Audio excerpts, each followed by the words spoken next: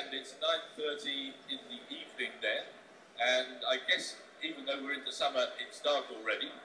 So thanks ever so much for being here, and folk here are going to be really interested to hear what my favourite school in Australia is like. So tell us both of you. Oh, you better just tell the folk I know who you are. You better just mention who you are, so they know how significant your views are, and then tell them a bit about the school, and then we'll have a bit of a conversation. Okay, well, I'm Lynn Simons, and I'm the principal of Mark Oliphant College. And I'm Dean Clark, and I'm the Director for Learning and Innovation at Mark Oliphant College. Mark Oliphant College goes from birth to year 12. It was formed in a similar experience that you had. 6 failing schools were closed, and they built our school as a village of schools, village, 4 sub-schools, to replace, as I said, the 6 schools. We are in the poorest area of Adelaide. It is demographically, in terms of Australia, it's one of the 5 categorised poorest urban areas. And our challenge is to turn around 20 years of failing schooling and children who have left schools with appalling grades, very early, all the stuff that we know. And that's our mandate, to do something different and make a difference and improve outcomes.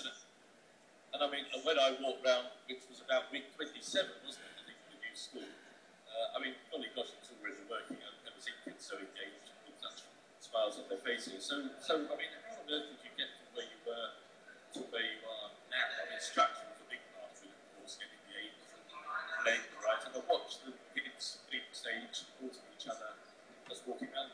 What are some of the things? I mean, folk here will think, golly gosh, what did you do to make such a change so quickly?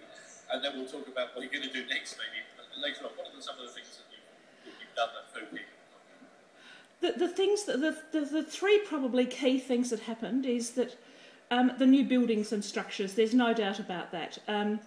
The buildings are built around a circle, they're all interconnected, but they're all independent, and they have your classic 3 points of view. You can look inside into learning commons, can look outside into learning areas, and also, of course, you've got inside the classroom. The second thing our department did, that was probably one of the bravest things that they ever did, was actually put in a leadership structure. The schools previously had always had leaders, that was their first leadership appointment. That this was, this is where you... So what we had were a staff that are very young. It's the first place you get permanency in our system.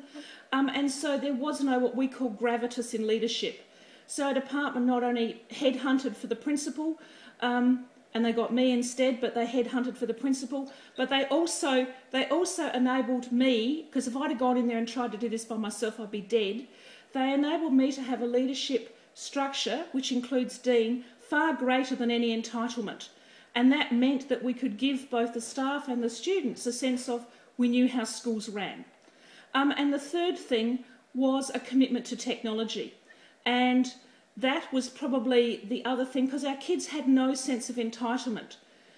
Dean might want to tell the story of when we first put in the first set of computers and what the kids said about